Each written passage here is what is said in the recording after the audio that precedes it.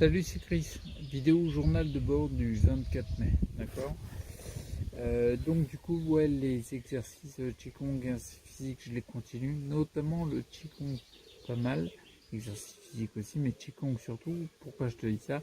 C'est parce qu'en effet, tu vois, je me suis rendu compte il y a certains mouvements, parce que je commence à en connaître quelques-uns. Il y a certains mouvements qui m'apaisent vachement pour le soir. Il y en a d'autres qui me remontent l'énergie. Quand je les fais, j'ai les mains qui sont chaudes juste après, juste à faire mes poses de Qigong. C'est pas grand chose, hein. Notamment il y en a une avec le bâton, avec mon bâton d'aïkido là. Enfin c'est pareil, c'est les mêmes bâtons qui sont utilisés. Je fais des mouvements très simples et puis en général je fais 3 séries de 2 minutes 30, tu vois, pour faire le test. Comme ça après je fais une petite pause puis je reprends. Et au bout de déjà à la fin de la deuxième, alors encore plus à la fin de la troisième, j'ai les mains chaudes. J'ai fait exprès de les commencer avec les mains froides. Tu vois, ouais, je regarde mes mains avec les mains froides. Et quand je fais ce genre d'exercice, et ben ça réchauffe les mains, tu vois. Ça stimule vraiment l'énergie. Pourquoi je te dis ça? J'espère que tu entends bien avec le vent, parce que j'ai même pas de micro pour virer le bruit. C'est pas grave, c'est de la technique. Donc du coup, je te disais ça. Il y a aussi un autre mouvement que j'ai fait. C'est là en ce moment, on est dans la période où on travaille sur le méridien du cœur. Et ce mouvement-là, il est vachement bien. J'aime beaucoup parce qu'il a tendance à me réchauffer les mains, un peu moins que le mouvement du bâton. Mais j'ai constaté, là ça fait sur 3 nuits, il y a 2 nuits, la nuit dernière, pas celle d'avant, mais celle encore avant, j'ai dormi que 5 heures. C'est-à-dire que j'arrivais pas à m'endormir le soir. Enfin, j'étais couché comme d'hab aux heures classiques, 9h, 9h30 on va dire. Ouais, 9h30 avec les gamins, histoire le temps qu'on dorme quoi. Mais hier soir, par exemple, jusqu'à 11h30, comment dire, je me suis pas endormi, mais c'est que le sommeil venait pas, quoi, tu vois. Et je pense vraiment que c'est lié à ce mouvement-là qui me donne vraiment de l'énergie. Enfin, comment dire, ça c'est comme s'il donnerait une énergie qui stimule l'éveil, tu vois. Et le soir, peut-être, c'est une connerie de le faire. Donc je vais voir, je vais regarder si ce soir je ne l'ai pas fait. Là, j'ai fait des mouvements classiques qui m'apaisent. Puis je sens que je suis fatigué, donc je vais voir si, forcément, avec une nuit de 5 heures, moi je tiens pas. Donc je vais voir si c'est bien ça qui se confirme ou qui s'infirme pour avancer, quoi. C'est comme ça que je fais. Donc là, c'était par rapport au Qigong, tu vois. Ouais, donc je vais tester ça. Il y avait un autre truc que je voulais dire, c'était quoi? Oh merde, j'ai zappé. Non, non, non, mais il n'y avait que ça. Non, il y avait le fait qu'en effet, en ce moment, je sentais qu'il y avait beaucoup de choses qui bougeaient à l'intérieur de mon corps. Parce que je ressens des manifestations physiques, des difficultés à appréhender les objets, etc. À me tenir avec le buste, parce que je travaille beaucoup, qui sont... elles ressemblent à quand je faisais des crises d'élimination sur le plan de la sensibilité. Visiblement, comparé à la tenue, par contre, au niveau mental, au niveau, comment on appelle ça, mince, brouillard mental, etc. Bah non, non, il n'y a pas. Là, par contre, il n'y a pas ces manifestations-là, et je suis bien content parce qu'à l'époque, quand je faisais beaucoup de crises d'élimination en 2014, quand je désintoxiqué fortement avec des hautes doses de chlorella, ben, quand j'avais une crise d'élimination, par contre, le brouillard mental, il était là. J'avais toutes les manifestations physiques que je te décris brièvement sans rentrer, enfin, que je te dis que j'avais sans entrer dans les détails et sans les décrire exactement, mais il y avait le brouillard mental en plus. Là, il n'y a pas le brouillard mental, visiblement, les idées sont quand même vachement claires. À noter, j'ai eu, ouais, tout à l'heure, c'est peut-être ça que je voulais dire, à noter, j'ai eu tout à l'heure une baisse assez forte, je pense que c'est très lié au manque de sommeil, que j'ai eu pendant des années. Et en tout cas, cette baisse-là, tout à l'heure, une chute, une descente, c'était une descente vraiment épuisement, quoi. Il n'y avait plus rien, j'avais plus du tout. J'ai déjà eu ça dans le passé, mais j'en avais beaucoup plus. Si on regarde par exemple sur une semaine, 15 jours, j'en avais beaucoup plus en termes de fréquence, quoi, si tu veux. Et surtout, là, ce que je me suis rendu compte, elle a duré combien de temps? Elle a duré peut-être 10 minutes. Elle est un quart d'heure à tout casser, quoi. Mais c'est remonté assez rapidement, tu vois ce que je veux dire. Donc je pense que c'est très lié au sommeil. Mais le fait est que quand je regarde ça, je me dis, en effet, il y a une progression, quoi, tu vois. Et un autre petit truc que je voulais dire, on va essayer de faire une vidéo courte, mais un autre petit truc que je voulais dire, c'était une réflexion que j'ai eue tout à l'heure. C'est, comment dire, voilà en gros ma démarche, tu vois. Je sais très bien qu'il y a plusieurs angles de vue, j'arrête pas de le répéter dans mes vidéos. C'est-à-dire que je suis intimement convaincu que si tu fais un travail pour, comment dire, pour venir trouver les croyances qui sont limitantes chez toi et qui te limitent d'office, qui te sapent le travail quoi que tu fasses, c'est un angle de vue. Mais si tu fais ça, si tu travailles sur l'exercice physique ou différentes choses et que par contre tu manges toujours une alimentation pourrie, ça ne fonctionnera pas. Pourquoi? Parce qu'en fin de compte, c'est sur tous les paramètres qu'il est bon d'avancer en même temps vers plus de santé. Mais c'est pour ça, là, je vais te parler d'une notion de croyance. Je me posais la question sur éventuellement quel type de croyance pouvait limiter par rapport à mon, comment dire, j'allais dire à mon manque de régularité dans les exercices physiques et Qigong. Bien sûr, je tempère en fonction de mon énergie, puis du temps que je consacre à d'autres choses, mon fiston, à ce que je peux consacrer, quoi. Mais je sais qu'il peut y avoir des croyances qui sont limitantes, qui te bloquent inconsciemment, ça c'est violent, inconsciemment,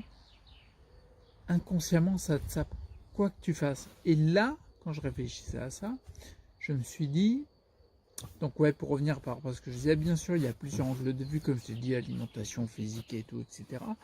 Et puis on va dire, les croyances, c'est plutôt la partie analyse, psychoanalyse, quoi, psychanalyse. Et ben c'est parti là, tout à l'heure, je me suis dit, tiens, il y a peut-être, en fait, il m'est venu l'idée dans la réflexion que peut-être éventuellement il y a sur ce plan-là, sans débiner les autres angles de vue parce qu'ils sont très importants, mais sous cet angle de vue, il y a peut-être quelque chose. Donc j'y viens, je vais cracher ma vlade, t'inquiète pas. Donc du coup, je réfléchissais par rapport à ça. Je me posais la question par rapport à j'aimerais bien en fait avoir plus de régularité au niveau des exercices physiques et du Qigong. Parce que je me rends compte qu'il m'apporte, quoi. Et je sais bien que comment dire, quel que soit le domaine que tu vises, s'il n'y a pas d'entraînement, de pratique quotidienne et régulière, ça va pas se développer, quoi.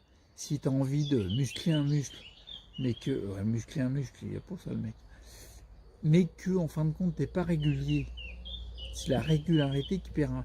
Comme je l'avais dit, comme je le disais souvent, par exemple, un mec qui se dit, bah tiens, je veux me remettre en forme, je fais des pompes, il peut faire 365 pompes sur une journée dans l'année, ou alors une pompe tous les jours, ça fait la même quantité, mais par contre il aura des résultats nettement plus progressifs parce qu'il y a ce qu'on appelle l'effet cumulé, d'accord? C'est-à-dire que ça s'additionne et le corps, c'est comme si le corps il avait une espèce de mémoire et qui se rend compte en fin de compte, bah oui tiens, comme je le sollicite tous les jours ce muscle, même un petit peu, il faut que je le renforce, quoi, tu vois. Et en effet, c'est pour ça, moi, je sais très bien, je suis les formations dans le domaine, dans tout ce domaine-là, même les neurosciences et tout, mais pour comprendre ces mécanismes-là, parce que je sais qu'ils sont bien souvent, pas uniquement, mais bien souvent à l'origine de blocages qui t'empêchent d'avancer dans un domaine. Du coup, là, je me posais la question, je me disais, comme ça, tu vas capter un peu ma façon de réfléchir sur le problème ou de me poser un élément dans ma vie qui pourrait être éventuellement un blocage que j'aimerais tout du moins améliorer consciemment, mais que je recherche un petit peu les éventuels blocages inconscients, quoi. Et tu vois, là, je me disais, ouais, ça serait bien, enfin consciemment, j'aimerais bien augmenter le Qigong et les exercices physiques. Alors, je me suis posé la question à l'envers. Je me suis dit, comment dire, ouais, c'est ça. Je pense que une meilleure question, ce serait qu'est-ce qui, en moi, inconsciemment, m'empêche, me retient d'être plus régulier dans les exercices Qigong et exercices physiques. Quel type ouais, si je vais plus loin, quel type de croyance me limite et m'empêche d'être régulier. Parce que l'air de rien, j'allais dire, sur le papier, je pourrais être plus régulier, tu vois. Bien sûr, je fatigue quand je fais des exercices, mais je récupère de mieux en mieux. Donc, si, j'allais dire, s'il faut lever 300 kg, bah, on le fera en plusieurs étapes. Et puis, j'aurai levé mes 300 kg dans la journée. J'ai du temps pour ça. Là, je te rappelle que je suis en arrêt maladie et que du coup, je profite de ce côté social qui est disponible pour tous ceux qui sont malades, qui ont une sclérose en plaques, estampillé affection longue durée, ALD et tout, pour la mettre au service de mon retour à la santé et d'être acteur de cette santé. Donc du coup, j'ai du temps,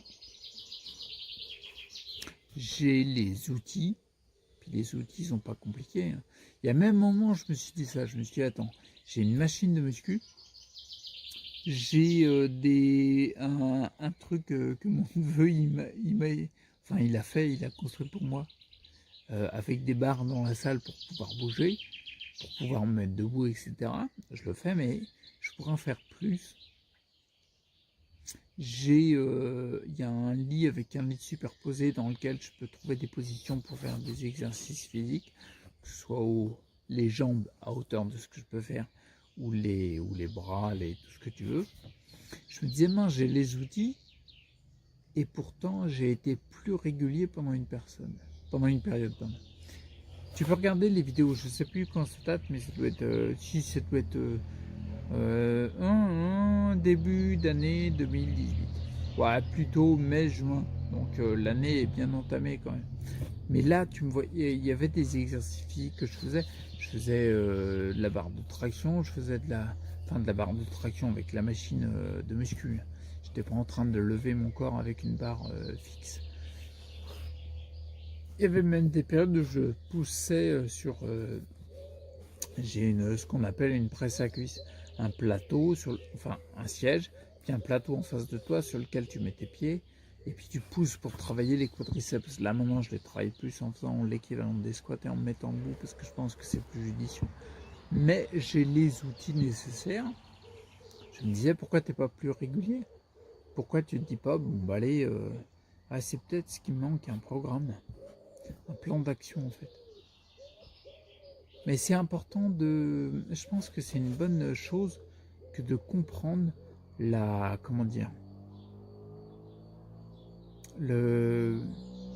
en fait, c'est un enchaînement neuronal. Qu'est-ce qui se passe au niveau de tes neurones par habitude inconsciemment? Attention, il n'y a pas de culpabilité, hein, c'est pas conscient, inconsciemment, et qui te bloque. Donc là, je me suis posé la question et je me suis dit, peut-être que c'est en fait, par exemple, je sais pas, tu vois, c'est même pas agréable à dire, mais peu importe, on s'en fout, on est là pour chercher. Peut-être qu'au fond de moi, inconsciemment, je tiens à bien appuyer là-dessus, parce que sinon on met de la culpabilité. Et là, l'objectif, c'est uniquement de voir de la responsabilité, c'est-à-dire être responsable de comprendre nos mécanismes pour pouvoir agir dessus. D'accord? Inconsciemment, peut-être qu'il y a une espèce d'envie inconsciente de progresser moins vite. J'aime pas ça parce que consciemment, là, j'arrive avec le conscient, mais je me dis, attends, putain, mais ouais, voilà, tiens, je vais te dire ce que je me dis en direct. Je me dis direct, je me juge là, direct. Je me dis, bah, t'es une merde, quoi. Si t'as tout ce qu'il faut et t'avances pas et tu le fais pas, tu vois. Bon, alors là, je suis en train de me juger. Donc là, on est dans l'erreur, là on n'est pas bon. Mais peut-être qu'inconsciemment, il y a ça. Et le fait de simplement me poser la question et avoir une réflexion là-dessus, même si j'ai pas de réponse en disant ah oui tiens c'est ça, paf j'ai trouvé, je sais ce qu'il faut faire, on se calme, on se détend, tu trouves jamais la réponse exacte parce qu'il n'y en a jamais. Par contre, le fait de te poser la question, ça, une question c'est ouvert, c'est pas fermé, c'est pas comme une affirmation. Du coup, ça on le voit par exemple en neurosciences. Si tu te poses une question, ton cerveau, même, ton inconscient, il va continuer à travailler sur la question. D'accord? Même quand tu es en train de faire tes tâches, de préparer la bouffe et tout, ton inconscient, il continue à bosser. Et ça, c'est vachement bien parce qu'au moins, tu te poses une question pertinente sur tes mécanismes inconscients automatiques qui peuvent éventuellement être délétères et te saper un travail. Parce que là, concrètement, si par exemple je me levais et que tous les matins, par exemple tous les jours, si je me disais, bon bah allez, tiens, je tire sur la barre et je travaille les biceps avec tel exercice, j'ai l'appareil et tout, et ben mes biceps ils vont évoluer, forcément, tu vois. Donc là, bien sûr, je le fais déjà, tu vois. C'est ce que je te disais dans les vidéos. En effet, j'ai accentué le Qigong, les exercices physiques. Je l'ai fait à la hauteur de ce que je peux. Par exemple, tu vois, tous les jours, non, un jour sur deux, parce que je repose les jambes. Mais un jour sur deux, je me fais 3 séries de 2 minutes 30 où comment dire, je suis sur mon fauteuil. Alors, c'est pas grand chose pour quelqu'un qui bouge ses jambes, mais pour moi, c'est déjà pas mal. Comment dire, je fais droite-gauche comme si j'étais sur un vélo, si tu veux, et puis que je pédalais, d'accord. Alors bien sûr que les mouvements ne sont pas aussi amples, ils n'aident pas à gagner en amplitude au niveau des articulations comme cheville, genou et hanche, d'accord, bien sûr, mais par contre, je sens que je stimule un petit les muscles, tu vois ce que je veux dire. Par exemple, là, je voyais hier, c'était pas la série où je faisais les 3 fois 2 minutes 30 à faire comme si c'était du vélo mais sur mon fauteuil roulant.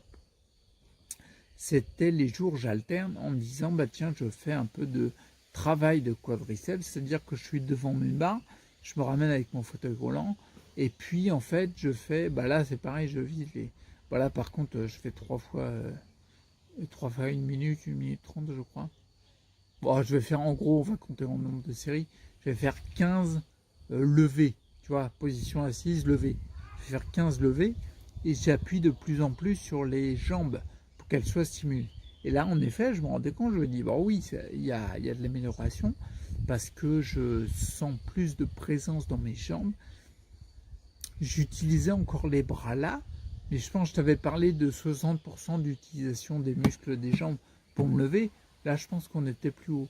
On commençait à taquiner le 70, 75, pas encore, mais ouais, parce que là, je sens que mes quadriceps sont bien bossés et qu'il va falloir que je travaille les latéraux sur les côtés, les fessiers en fait, les grands fessiers.